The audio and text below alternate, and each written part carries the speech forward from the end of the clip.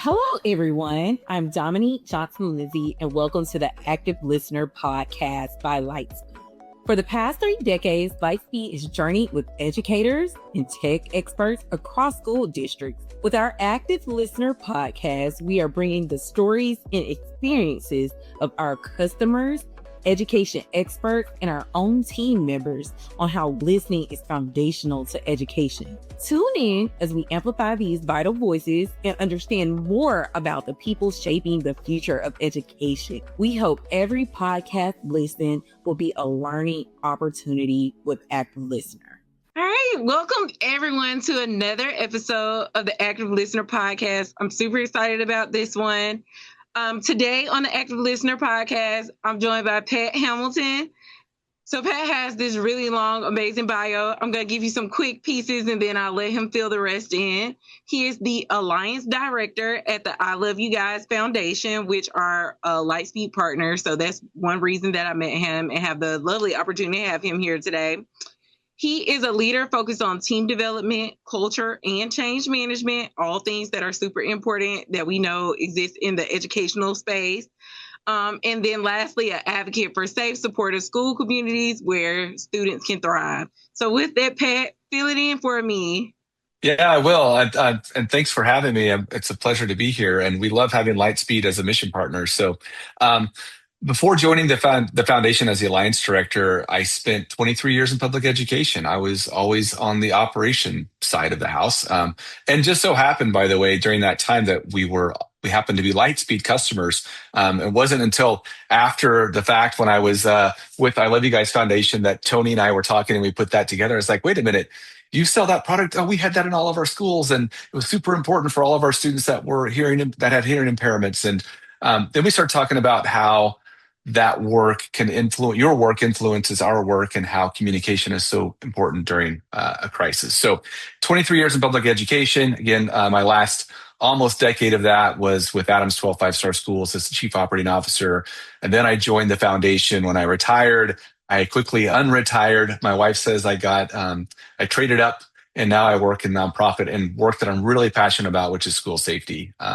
We need to be able to provide our students and our teachers a safe and secure learning environment, and that's what we're all about. And the foundation was started by the parents of Emily Keys. So John Michael and Ellen Keys started the foundation just a few days after losing Emily in 2006 at Platte Canyon High School in a shooting situation there.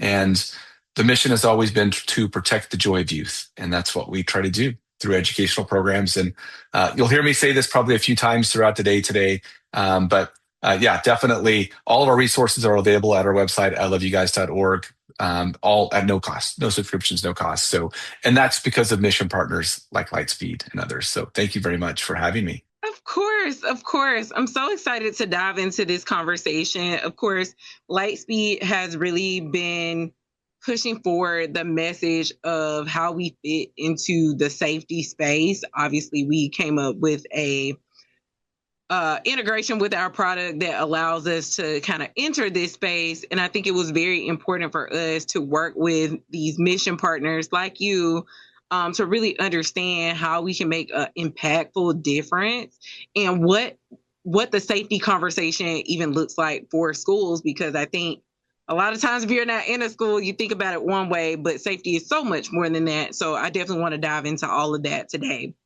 Starting at the top, and you just kind of mentioned it, the mission of I Love You Guys Foundation is to restore and protect the joy of the youth. Why do you think that mission is so important for today's educational landscape? It's interesting here's what I would say about that. So the Keys family wrote that mission statement just a few days after losing Emily, and it remains unchanged.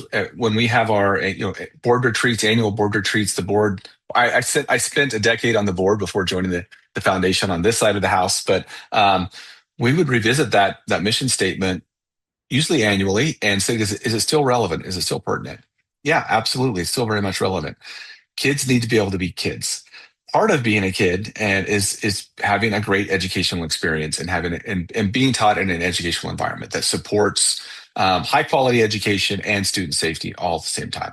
In fact, when we go around, we talk to parents. If you ask parents sometimes, if you're an educator, what's the most important thing for the day? Like, well, I want you to keep my kids safe, and I want you to provide them a high quality education. And many times it's in that order for a reason. So protecting the joy of youth and understanding that there is a component of life that has to be happy and fun, and it should be happy and fun. And if we're doing our jobs as adults, then we can make sure that students have those opportunities. Now, here's something else that we say: youth is not wasted on the young. So keep that in mind. So let's make sure that we're all in those moments as well too. So schools, our communities, those are supposed to be places where we thrive and we get together and we have great conversations, and there's meaningful moments, and we can have those moments when we provide an environment that is a safe environment for people to be welcome and to know that there's a plan if a crisis were to occur. And I'm not talking about just like we always go to the worst case scenario, but the SRP is an all hazards approach. It's dealing with the things that we just deal with on a daily basis in schools. You might have a medical emergency in a hallway and you need to go into a hold in your classroom. That's not that bad of a situation. It's just something that we need to have a plan for. Same with something's going on away from your campus. You just need to bring everyone in to keep them secure. So we go into secure for that. So it's an all hazards approach to running your school that makes your school a much safer environment. I think you kind of just answered this question a little bit, but I kind of want to formally ask you. So when a lot of people hear school safety, they do think of the absolute worst. We know because we hear it on the news all the time, but safety is so much more than that. We've learned that, obviously, just being more in the space and hearing about the response protocols that are in place at most schools. And so how do you define school safety as far as like what it is that school safety kind of like all encompasses? Sure. I think it starts with preparedness. And so when John Michael and Ellen Keyes, the first couple of years of the foundation, they were really kind of thinking about what the response to that tragedy was going to be. And they were going around and they were talking to law enforcement agencies, they were talking to school districts, and they were trying to figure out, like, well, what do you do in that crisis? What is your plan? And what they were continually hear would be, well, we have a plan for this, and then really that was it. Or we have these very complicated multi-page, like 30-page documents that are flip charts that are scenario-based crisis response plans. And so they immediately determined, well, not immediately, over 2 years, they determined like really what we need is common language. We need to create a common language in all schools, law enforcement, community members. If they can understand that common language, then we can eliminate so much confusion when it comes time to respond to a crisis. And so the terms are hold, secure, lock down, evacuate, and shelter. It's nothing super complicated, but any crisis that you deal with in a school, you're going to be able to take one of those 5 actions and help keep students and staff safe. So it started with this whole concept of we need to create common language, and then we need to make sure that it's commonly understood with our communities. So it's not just work that you're going to do with the school. When you implement the standard response protocol or the standard unification method, this is a highly coordinated effort. So it starts maybe with something as simple, though, as buying a cup of coffee for your law enforcement partner. Maybe it's something that, as a school administrator, maybe you don't think about calling up the deputy chief or your SRO sergeant and buying them a cup of coffee. But that's exactly how this starts. So it starts with this conversation of we want to do something that puts us all on the same page of music. Let's all play from the same page of music. It's going to go much better when we're dealing with a crisis. All hazards approach is, on any given day in a school in the country or across the country, you might have a dysregulated student in the hallway. We can just go into a hold. All we're going to do is just put kids into classrooms, keep kids behind a locked door in a classroom. We're not going into full on lockdown. It's just, let's bring them inside, clear the hallways so whoever is out there dealing with that situation can deal with that. It gives the person who's having the crisis some dignity, and it keeps our hallways clear so our responders can do their job. Same with like in a medical emergency. I mean, that was common thing that you would have maybe a student's having a medical crisis or a staff member's having a medical crisis. Something as simple as we have a plan how to deal with that. We're just going to bring everyone into the classrooms and we're going to hold them there, business as usual inside the classroom. We're still going to teach. Teachers are going to teach and learners are going to learn. but it keeps us and lets us deal with things in the hallway that are happening. And then there's things that are out of our control too on a daily basis. That you know, you don't know. We would deal with this one a lot, but perhaps there's something going on down the street. Maybe you've got a dangerous animal on the playground. I was from Colorado, so occasionally we would have coyotes on the playground sometimes, but rarely a bear. But bears do happen in a different part of Colorado on the playground. If you have that, you need to go into a secure. Let's get everyone inside. Let's lock those doors. Business as usual inside. But we have a plan for what we're going to do if we have something happening outside of our campus or even on our campus that we don't want to get inside the building. So it's this concept of, you know, this is what we're going to do in all of these crisis situations. Evacuate. We've been doing evacuation drills since I was a little kid. We did fire drills. It's kind of that is the one, right? It's like we've all done those. We've all done them since we were little kids. But now we can evacuate for other reasons. Maybe someone burned popcorn in the building and it set the fire detectors off or smoke detectors off. That certainly has happened in my facilities. Or maybe it's a hazmat spill or something like that. Chemistry class goes awry and you need to know to evacuate the facility. Again, we've been doing that one for a long time. There are certainly parts of the country where shelter in place makes sense. It could be for tornadoes, tsunamis, earthquakes. Those things just happen. And then, of course, the one that we think about and we never want to happen is lockdown. And that's when there's an active threat occurring inside your facility. There's something that's occurring there that requires you to take the most evasive, the strongest, most secure posture you can take, which is let's get everyone into a classroom, locks lights out of sight, lock the doors, turn the lights out, and get out of sight. So those are the 5 actions. It's based, again, it's all hazards. So you can deal with the very simple things to the very complicated things. But the key thing is everyone knows those actions. They know what those words mean, and they've trained and you've drilled and you practice those things. And you created an environment where we can protect the joy of youth. I love it. And so, first of all, so detailed. I remember first learning about this because I think I've been in environments where they've already used this language, and I think it wasn't as obvious to me, like, oh, this is something intentional that people are doing, until I start working more with our Cascadia product and going to different conferences and kind of hearing how schools are doing this and what things they're looking to, you know, achieve with this, and just hearing case studies about it. So I think it's so unique to hear how this protocol transcends any one incident, because again, when you're talking about it, it's like a very simple thing. And I think that's so important when you're trying to kind of bring change into a school, that, you know, it cannot be overly complex. That is one thing that we try to, you know, center a lot of our products around, is ease of use. You know, if it feels too hard for people, they're not going to want to do it. So just hearing how it works, I'm like, oh my God. It, one, sounds amazing, and 2, I feel like it's just really, really easy to understand. And I think that's just really important, even for the kids. So one question I have is more related to involving kids in emergency preparedness. What do you feel like is more of a challenge for involving the kids and understanding the importance of this side of things, I guess? Yeah, I'll give you some history. So in 2006, that was when we lost Emily in that Platte Canyon High School shooting. I was actually working with John Michael's sister, who was an SRO sergeant for Broomfield Police Department. She was, so she ran part of our SRO division for some of the schools that we served. And she and I were in a training one day, and we were talking about, this was just a few months after, it was in December of 2006. And we were talking about the effectiveness of our drills and how we were struggling sometimes with the students taking those drills seriously.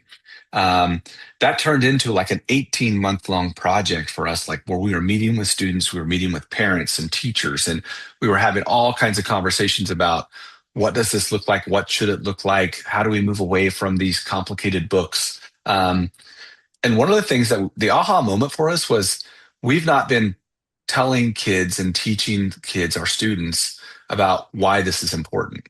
So once you start having those conversations with your students and empowering them with the information, all of a sudden our drills became they were taking the drills much more seriously. And this is another thing that happened. They became leaders in the classroom. So we might have a substitute teacher that maybe a brand new substitute that we hadn't had an opportunity to review the standard response protocol with, and we were gonna do a scheduled, announced lockdown drill. They're always announced, scheduled and announced. And so we go into that classroom, and the substitute teacher might tell us when we unlock the door to tell them, okay, this is thank you very much, you did a great job. And the substitute teachers might say something like, I didn't know what to do, but the students told me exactly what to do. So empowering those students is super important. Now, challenges with that oftentimes are age appropriate content, right? So we have, if you go to our website, again, I told you I would say this a few times, iloveyouguys.org, and you click on the standard response protocol tab, it's going to be on the lower left-hand part of the screen. Scroll down about halfway, you're going to find a brand new video that we just launched a few months ago called 5 Minutes, 5 Actions. That is actually scripted and it's cast. We use the high school cast in Stillwater, Minnesota, but it's students talking to students about what the actions are. So it's in their voice. And then we are working on and are almost done. I think we'll have it done for school year next year. And that is a preschool through second grade version of the standard response. It's a book, and it's about a moose who gets on the loose on a playground. So there's a moose on the loose. So some of the difficulties have been like, well, what is the age appropriate conversation to have? Well, obviously I'm not a professional educator. I'm going to rely on my professional educators to make that decision, and parents as well. It's super important that parents are involved with those conversations. What I want to do is give them resources. So here's a whole bunch of tools that you can use. Have the conversation that works for the age of the students that you're talking to. And then the last thing that I would say, I think this is really important, Dominic. I go around, I do have the opportunity to go around the country and talk to people about this stuff. And I will ask them, if you're not communicating about your lockdown drills to your parents in advance, start to do that.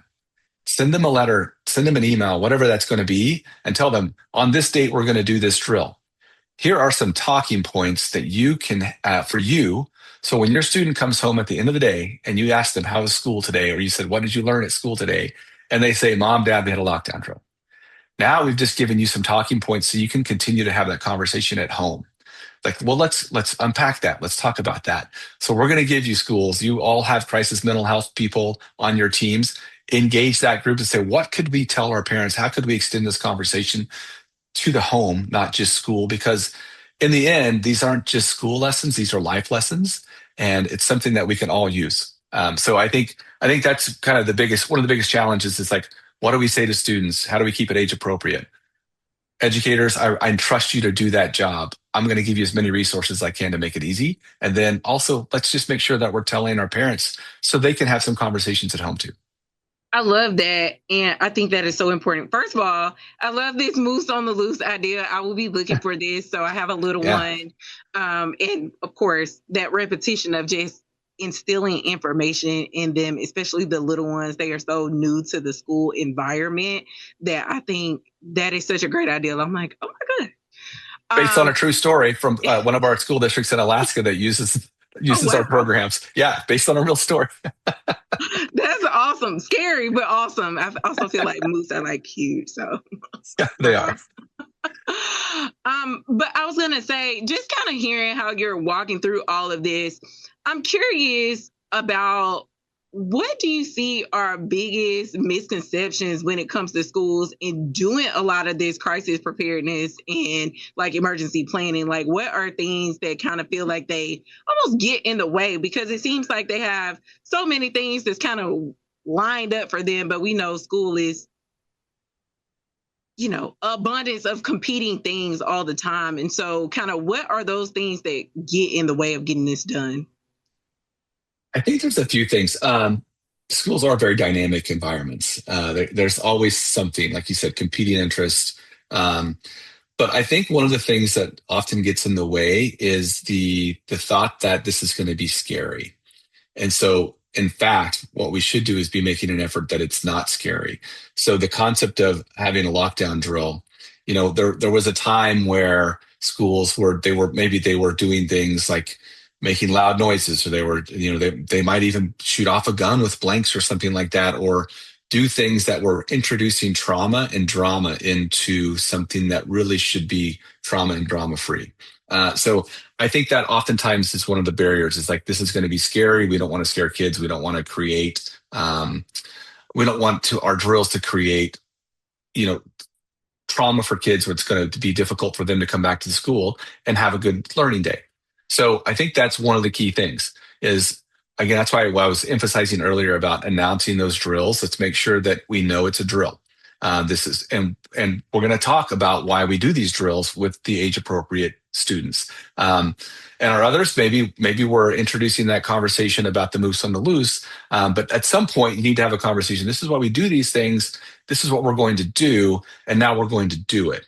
And we're just going to walk through the actions. So that is about creating muscle memory or muscle habit. Depending upon, some people say muscles don't have memories, but they do have habits. But we're going to create that muscle habit of going through that motion of locking the door, turning lights out, and getting into our corner, or that safe place in your classroom. So if we can get past the idea that these drills and the things that we practice need to be traumatic in order for people to learn from it, I think we can start to reduce a number of those barriers. Now, when we do, I've been through probably thousands of fire drills, throughout my career as working in public education and as a student and things like that. Not one time do I ever remember someone setting the trash can on fire inside the building to practice. We didn't have to do that. We didn't have to get down and crawl on our knees. When I have an opportunity to fly, I'm going to get on a plane tomorrow morning early. They are not going to go to 37,000 feet and then drop the oxygen mask out for us to practice. They're going to tell us about it, what to do if it happens before we ever leave the ground. And again, those are non-traumatic experiences, but we all know what to do when we're in that situation because we've heard that so many times. So there's some beauty in repetition. We're learning those muscle memories and muscle habits, and we don't have to do it in a way that creates trauma and drama. And then I'd say the other thing too is making sure that we're communicating with our parents and our community ahead of time.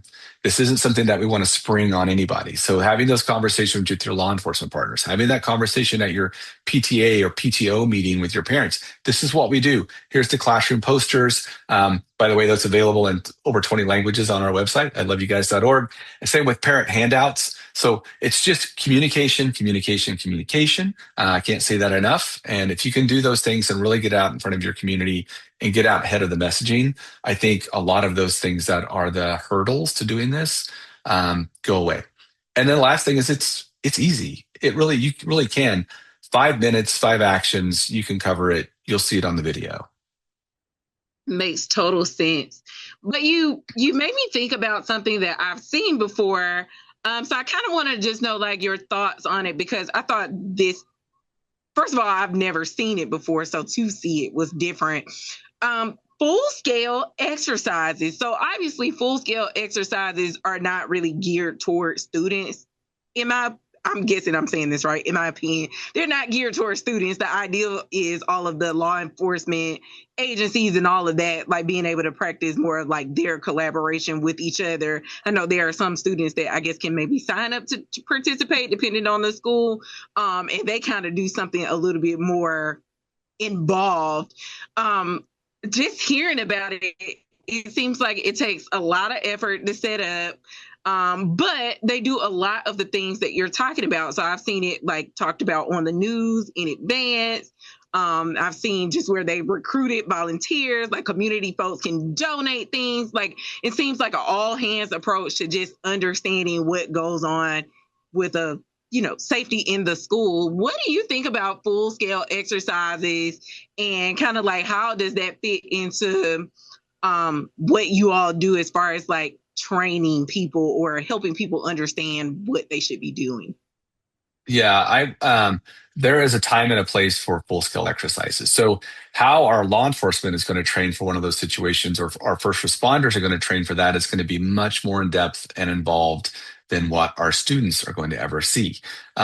So what we would do in my district, and I think I hear about these from other districts all across the country as well, is that's something that does take months of planning, and it's something that typically you're going to do during the summer months. So students are going to be out of the buildings, or maybe it's during an extended break. Maybe you have a full week off at Thanksgiving or spring break week or something like that, and with students are away from the building, we're going to bring in law enforcement, our first responders, many of our staff members, if they volunteer for those things. We never required our staff members to participate in a full-scale exercise. But that is now a training that's geared towards our law enforcement and letting them practice their response in our own facilities, which is really important. And you're also going to have a lot of people there that maybe aren't necessarily in your school. So you're going to have those patrol officers, or you might have, depending upon where you are in the United States, maybe you might have like a game warden that's part of a response team that you don't even know about. And it's the first time they ever get to go see your school, but they're going to go spend a full day in your school learning how to how the tactics are going to work in that space based on the environment that they're in. And so all those things are very important for our law enforcement, first responders, fire, so medics as well. Like, nowadays, there's a medic there's a medic that's going in from fire with that first response team. So if they encounter someone who's maybe injured, they can start trying to, they want to stop the killing, stop the bleeding, save lives. That's kind of the order of things that they do for our first responders. But all of those people being able to practice and interact in an environment that we provide, being our school, because that's where we want them to be most effective, is super important. Is it appropriate for students to be there? That's a conversation to have at your district, I would say, but asking for volunteers, maybe the drama club wants to wear makeup or do something like that and participate, but just know that there's a lot of coaching, I think, and maybe even some crisis mental health components that follow that training to make sure that the students are good. But the effectiveness of that type of training for our law enforcement partners is really, really important. Our first responders, we need them there. We want to do those things, but just not with kids. This really should be drills versus exercises. Drills, trauma-free, drama-free. We're learning that muscle memory, muscle habit. Exercises, lots of people, very complicated, lots of people involved. We're learning things like traffic patterns in and out of your school. We're going to learn, again, how to move around the school in a way that makes sense for our first responders. So those things are two different things altogether, and certainly drills for kids, full-scale exercises. Let's let the adults do that. I love it. Okay, and that's a perfect way to look at it. So I kind of had it right, but I love the context that you added there. I thought you did a great job explaining that. Okay, so one thing, I know we've talked a lot about what's happening at the school, the other side that I feel like has become a little bit more, I've become more aware of, is the reunification process.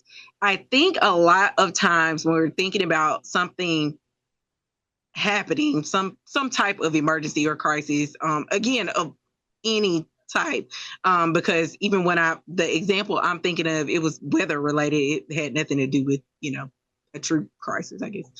And the ideal was, there has to be a process in place for people to pick up their kids from another point, and that you also have to practice how to get there if you go further than like the school parking lot. So of course, even myself growing up, when we have fire drills and all this stuff, you just go out to the parking lot. That's like pretty normal. But of course, in these major events, there are sometimes people get on buses and go to a whole nother location.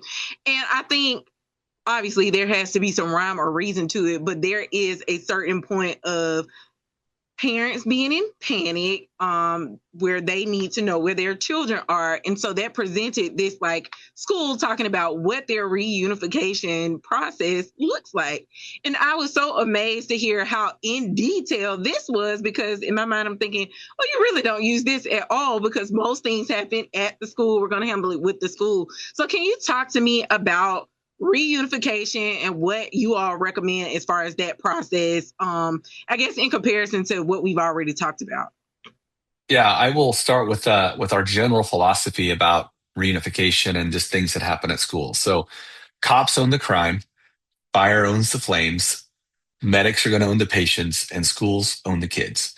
And so when it comes to reunification, schools, you own the kids. We have to have a process and a plan to do this. I don't know if you'd say it's fortunate or unfortunate, but I stopped counting at 30 reunifications. I've done 30 real reunifications. These weren't drills. These were actual real reunifications in my school district. And it's not that our school district was like, there was crazy stuff happening all the time. It's just once we learned how to do it and we learned the foundation calls it, it's the standard reunification method, also available on our website, iloveyouguys.org for those of you listening. So the standard reunification method though, it's an easy concept to understand. It makes when you go through the operational guidance that you can download off of our website, or you look at or you go to one of our trainings and you understand the process. It's like, oh, this is actually not that complicated. What's complicated though is the first time you have to practice it. So that's where it starts to feel complicated. But once you've walked through it for 20 minutes, you're like, this totally makes sense. It's very easy to understand. The reason I say that I stopped counting at 30 is we would use that. That was a tool in our toolbox. And so we had a power, if we had a power outage at a school, which happens in Colorado, or a water main break, or whatever those things are that are outside of our control, had nothing to do with an act of violence. But at 10:30 in the morning, if I've got an elementary school that's preschool through fifth grade, I'm not going to ring the bell at 10:30 in the morning and just let first graders walk home. I can't do that. I can't put them on a bus. I don't know what they're going home to. Like during the normal release of a day, at the end of the day, we know that our parents have a plan for those students to, they're going to go to this certain, maybe they're going home, maybe they're going to relatives or neighbors, whatever that's going to be. If we disrupt that normal kind of end of day, then we need to have a plan to get students back with their parents. And it's an exchange of custody. I'm going to relinquish custody as a school district. I'm going to turn that custody over to you, parent or guardian. So the process it involves a card. It's kind of, again, when you go to our website, you'll see it as a card that's tears in half. So parents are filling out that card while they're in line. We're going to verify the information on the card with an ID. We're going to check in our student information system to make sure that parent or that adult that's there to pick up that student is been approved previously to do so as an emergency contact. Then you're going to follow a line of parents around to another spot. There's going to be someone who's going to take the bottom part of that card. We call them a reunifier. They're going to walk into the school. They're going to get the students and they're going to come out. And while they're bringing that student out, they're going to say something to the effect of, maybe it's within eyesight, but out of earshot. And that's going to be, do you know who that person is? Yes. Do you feel safe going home with that person today? Or it might be, depending upon the information on the card, hey, your older brother should have picked you up. Do you feel safe going home with your older brother? Yes. So that's kind of a very, very fast version of that process, but it's an organized way to exchange custody between the school and some sort of legal guardian or emergency contact for that student. And it's during those days when, again, it's just, we have to end school early. Now for a high school, it's going to look a lot different for me for a high school. If it's a water main break for a high school of 2,500 kids, I'm probably not going to do that. I'm probably going to let their parents know at 1:00 today or 1:30 or whatever time it is, 10:30, we are going to run bus routes. We're going to let our drivers that drove here drive home, and we're going to let our walkers walk. But parents, we're giving you a 30-minute or 45-minute head start to let you know that we're going to do this. Make plans accordingly with your students. Because reunifying 2,500 students, we're probably going to save that for those days that are a really significant type of crisis, an act of violence or something like that, criminal activity that's occurred on the campus. But for the little kids, and even my middle schoolers too, I mean, it was just a number of reasons. Something that we train now is we have we're going to soon be rolling out a tabletop exercise training day, and that's based on an attempted abduction of a 10-year-old girl off of a campus. That suspect was still at large for several days, and so that at the end of that day, though, we had 3 schools that were all within about a mile that we needed to reunify, because I wasn't comfortable letting students just walk home in that environment. I didn't know if there was going to be another attempt. Same with, we were literally running a reunification at one of our middle schools because it was a power outage and the second floor of the building was almost 90 degrees and I couldn't keep kids in the building. While that was happening, we had a drive-by shooting that was unrelated to the school, but it just so happened that it was in front of one of our schools, and the victim crawled up onto school grounds. So we had to evacuate that facility and then go run reunification. So now I had 2 reunifications going at the same time. And then on top of that, I had an elementary school that was a magnet school. And then I had just a general ed school that was a few blocks away. So now I'm running all three of those schools in reunification at once. And so those things just happen. And we have to be prepared. What we don't want is complete chaos. The quicker we go through a reunification and get students back with their parents, the quicker we can get into crisis recovery mode. And the quicker we can recover from a crisis, the quicker we can get back to returning to learning, which is a key to all of this, right? So that's kind of the overview of reunification. And it really is just a process. Again, all the resources at no cost, no email, no subscription or anything like that. You can download all the materials. We have signage, we have role IDs, we have all of these things. You just download it and take it. Look what works for you, take what works for you. One thing I will say about reunification, it's a method. So standard reunification method versus standard response protocol. Protocol, we need that language to say the same. It's we want people to use that same language and understand the same concepts of that. There's more than 78,000 schools now using that language across the country. So it really want that to be, that's the protocol. Reunification method, everyone's going to have different resources available to you at any given time. Take what works for you and apply it. There's some general idea of how to set up a reunification site, why we do those things. Using that card tells your parents a lot of things without ever you saying it. You don't ever have to say that we have a plan for this. You just have that, hand them that card and they're like, oh man, they're prepared. So there's some things happening there. It's a little bit like Disneyland is what we say in our training. We're controlling the environment. In Disneyland, when you're standing in line, they're giving you things to think about and things to do because Disneyland is the happiest place on earth to stand in line. So we're going to do the same thing. We're going to help control that experience in the line by making our parents part of the process. Fill this out, give us your ID, tell us who you are. All those kinds of things are making our parents involved in the process. I love it. I love it. I feel like this is so eye-opening because anybody who does this kind of work, they think about it all the time. Like I had other security directors on here and it's like, they live this. Any ops person, they live this. So they're thinking about it all the time. How can we do this? How can we get it better? But to your point about Disneyland, there is a lot of magic to it for all the people that's on the other side of it, where they just see, especially when it's done really well, when the lines are moving, when you are clear about what side of the building to go to, all of these things are happening. You're like, oh my God, they're so efficient. And it's like, but we plan for this, we prepare for this, we live it all the time. And so I love just hearing the rhyme and reason behind all of it and how it all works, because I think sometimes that's even missing from people that actually work in schools. Like they go to the training and get, the 30-minute, 1 hour piece of it, but all of the what is happening in the background, why we do it this way, they don't always get that. They don't always pay attention to it the way I feel like they should. And I know this because I've been in places, this applies to corporate as well. There's clearly this same kind of thing that goes on where we are learning things and training. It's like, okay, well, I know to go out that door. And it's like, yes, but we're doing this for this specific reason. And I think we get a little bit more particular about it when it's our kids, though. Like it feels so much more like, okay, I need to lock in. So, yeah. So, and for us at my school district, when I was there and what we trained the districts across the country is ideally, if you have people from your central office that aren't responsible for a daily supervision of students, if you can train those people to be your reunification team. So our staff that are at the school we call it the impacted site. So maybe the school's there, it's dark, the power's out. And so we need our students and our teachers to stay together because the students trust those teachers. That's their adult that they know in the building.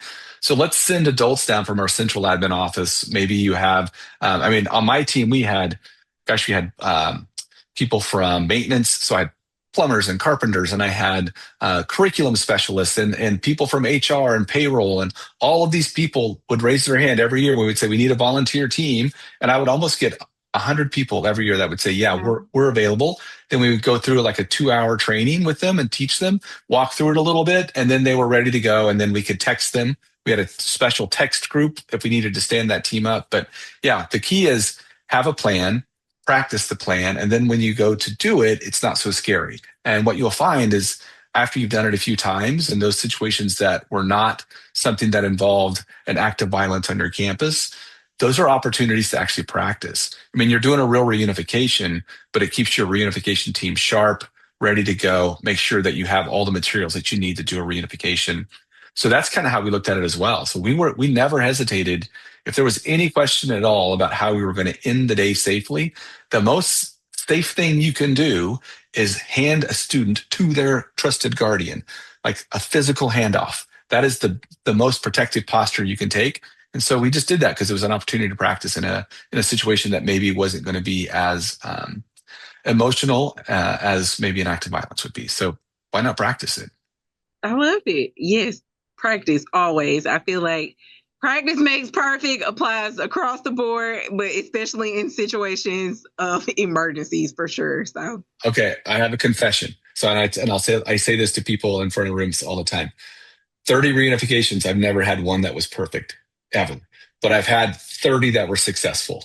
But every single one of them, we would debrief after. It's like, oh, if you just change this one thing, if I would put this table here or put some reunification tape or caution tape over on this side of the building to keep people from wandering off. So none were perfect, but they were all successful. So I think that's a good way to look at it too. Give yourself some I love grace. that even more. Yes, that's what I was about to say. I love that even more. I'm like, I feel like perfection is hard to meet, so that is a perfect way to explain it. Last question before I get to my lightning round, because I can talk about this all day. It's really, really interesting to me. Literally, I've had 2 other safety people come on, and I feel like I can't always do this for forever because I'm like, oh, wow, y'all do something so cool. So looking ahead, what gives you hope about the future of school communities and their ability to create these safe, supportive environments for every student? Just knowing that you literally look at this day in and day out, what do you feel about the future? Well, I think I think what's promising is what we're seeing from technology and how technology is basically having a significant impact on rapid notification. And so, this starts with, if we think about our schools as concentric circles of security, and we want maybe we now have camera technology that can identify someone that has bad intent walking towards your school. Maybe it sees a gun or it sees a knife or something like that. And so then that starts a series of events that's locking doors. It's rapidly notifying people inside the facility to take a protective posture, to go into lockdown. So I think what we're seeing with how technology is advancing, and there's a significant component of that is AI, where AI is saying, okay, this is what I think. And there might be even, there's a part of that that's a human saying, yes, I agree, let's go into lockdown. Or, hey, there's a notification of something that's occurring outside your school, and now we're going to go into secure. But it starts with how fast we can get into those protocols. So common language is first. We have to understand the common language. So when we receive the notification, we know what we're going to do. We have to practice those things. We have to practice using the technology that we have available to us.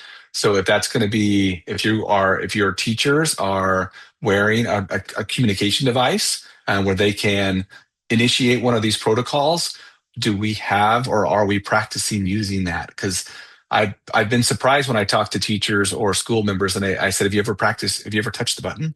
Oh, no. I don't want to touch it. I don't want to do it. It's like, well, why not? It's practice. I mean, if it's going to go right to your 911 dispatch center, you might want to call them ahead of time and tell them we're practicing. But yeah, you need to give people an opportunity and space to practice using it. That's one of the things I will tell you. We had Top Cat systems in our schools. And so that was something that my teachers had those. They were very familiar with how to use those systems. And so daily incorporating your security and safety technology into your daily operations of your school makes it much more comfortable for people to use it on any given day. So I think that's an important part of it, is how fast communication is working. That partly is attributed to AI and AI identifying threats. So I think what we're seeing there is that we know that seconds save lives. And I think that's really important. And it's the speed of all of this is going so much faster than it ever has. And we know that that's going to result in safer schools for our students. So I have a lot of hope with that. I think the idea of people have kind of moved past this idea that drills have to be scary. we talked about that a couple of times today. So we've moved past that now. I think there's a lot of studies out there that show that drills do not have a psychological impact on students if we manage them the correct way. Advanced notification, announce those. So I'm very hopeful that schools have gotten past the fear of actually conducting drills and understand that drills in all scenarios, we need to practice those. And that's what's going to make us better, right? Those are the things that give me hope. And then just I don't hear this nearly as often as I used to, and that is it will never happen here. People are preparing as if it could happen here. And so let's take that seriously, because all hazards approach, right? You can have a dysregulated student in your hallway. You can have a staff member who is having a heart attack. You can have the fire that's coming out of the mountains and you have to evacuate your school. Tsunamis, all of those things that we talked about, earthquakes. Those things can happen in anywhere. If that's the kind of things that you have in your community, it's just, we have to take those things seriously. And people are getting over the fact that it can never happen here because they were only thinking about one type of crisis. When we say, no, you have to be prepared to manage all crises in your schools because they can happen here. And on any given day, they're happening. On any given day, there's going to be someone that's burning popcorn in the classroom or in the microwave, and we're going to have to evacuate the school for a fire.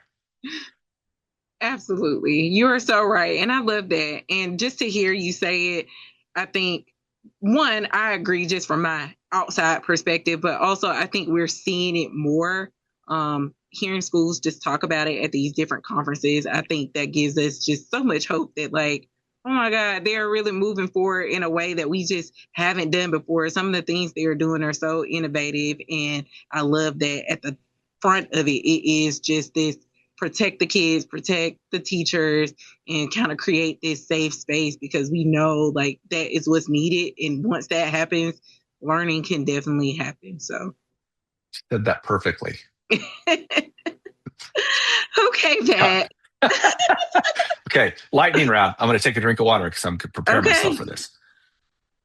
I'm excited. This is all right. Here we go. Here we go. Content of these episodes. This is always my favorite part because I'm so curious what people are going to say. So, okay.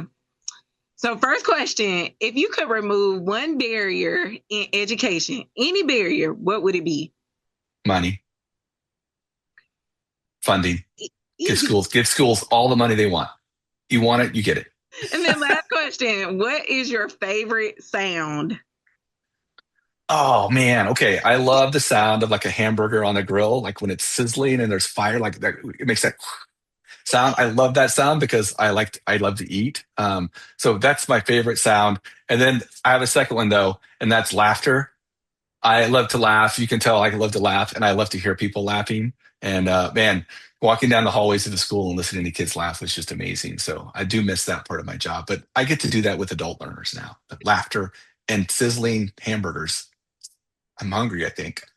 Appreciate that. I think we've had one kind of similar to that, but I can appreciate that. I am a foodie kind of person, so I do appreciate a good burger, a good steak, any of that noise that's like, oh, I'm gonna eat something so good. So yeah, it hits the senses. With this, I want to say thank you so much for this. This was such a good learning experience for me, and I hope for our audience. And overall, just enjoy supporting what you all do at the I Love You Guys Foundation. I feel like from just entering into more of the safety space and learning about all the people doing good work in this space, you all definitely stood out above the rest as far as just like what you all do and the impact that you all are already making in schools. I think you said 78,000 and still going. So I'm like, oh my God, I can't wait to see you all take even more schools and move them into these great protocols that's going to help keep kids safe. So thank you so much. Yeah, it's a privilege and an honor to do the work, and the work comes from a place of passion for us. So we're very passionate about it, and yeah, we love having mission partners like you all to help us do the work. So thank you very much. Thank you. All right. So anytime you want to come back and let us know, and definitely make sure you keep us in the loop for when Moose on the Loose is coming. I will. Keep an eye on our website. And we'll definitely, if you haven't signed up for one of our newsletters or following us on social media, find us on LinkedIn, sign up for our newsletter on our website. That way you'll get the announcement when the Moose on the Loose is available. And just like all of our other resources, you'll just be able to click and download it and take it for free. Perfect. Thank you. All right.